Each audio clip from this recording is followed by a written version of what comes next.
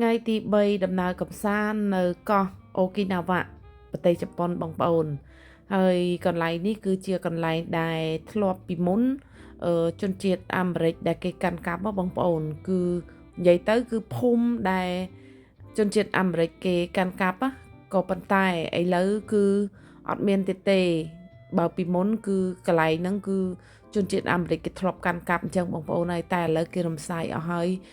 ជនជាតិអាមេរិកត្រឡប់ទៅស្រុកប្រទេសគេវិញណាហើយមកមើលកន្លែងហ្នឹងស្អីក៏មានដែរបងប្អូនគឺថាមកអនុស្សាវរីយ៍របស់អនុស្សាវរីយ៍អីគឺច្រើនមែនតើនិយាយទៅគឺថាមើលទៅកោះក៏ដល់ពេលសបោពេកទៅមិនដឹងទិញអីទុកអីបងប្អូនហើយចេះតែដើរមើលទៅរបស់គេលក់អនុស្សាវរីយ៍អីអញ្ចឹងណាហើយ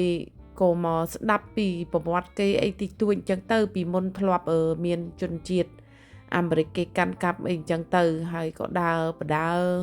មើលរបស់បដើអីអញ្ចឹងហើយស្ដាប់តែគេអ្នកដឹងពីប្រវត្តិកន្លែងហ្នឹងណាហើយស្អាតណាស់បងប្អូននិយាយទៅដូចថាភូមិ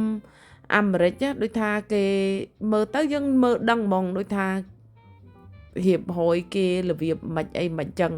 ហើយដូចខ្ញុំអញ្ចឹងអាសាមកប្រទេសជប៉ុនក្នុងមួយឆ្នាំមកពី3ដងដែរហ្នឹងណាហើយបើតាមខ្ញុំសង្កេតមើលប្រទេសជប៉ុនគឺស្អាតមែនទែនបងប្អូនសំបីតែទឹកលូគេហ្នឹងគឺថ្លាដូចកញ្ចក់អញ្ចឹង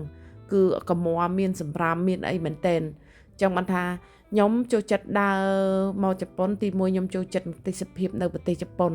ហើយនឹងការហូបចុកអីគឺខ្ញុំចូលចិត្តដែរអញ្ចឹងបានពួកខ្ញុំអាសាមកនៅមកលេងប្រទេសជប៉ុនមួយឆ្នាំមកពី3ដងអីអញ្ចឹងទៅណាបងប្អូនហើយខ្ញុំចេះដើរមើលដើរកំសាន្តអីអញ្ចឹងដូចថាឆ្លាស់មុខឆ្លាស់មាត់អញ្ចឹងហើយកោះអូគីណាវ៉ានេះចម្ងាយពីកោះតៃវ៉ាន់គឺអត់ឆ្ងាយទេបងប្អូនជិះយន្តហោះប្រហែលតែ1ម៉ោងអីគឺមកដល់ហើយគឺអត់ឆ្ងាយទេបើសិនថាពីមុនខ្ញុំទៅជប៉ុនកន្លែងផ្សេងមានចម្ងាយ2ម៉ោងមានចម្ងាយ3ម៉ោងតាមតែចិត្តឆ្ងាយអីអញ្ចឹង